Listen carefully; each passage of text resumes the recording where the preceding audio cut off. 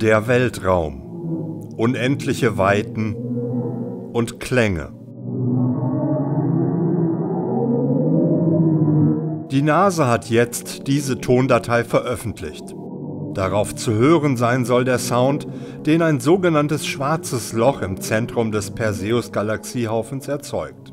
Mehr als 200 Millionen Lichtjahre von der Erde entfernt. Fast klingt die Aufnahme wie ein Science-Fiction-Soundtrack von Hollywood-Star-Komponist Hans Zimmer. Die Audiodatei ist anlässlich der diesjährigen NASA-Woche rund um schwarze Löcher veröffentlicht worden.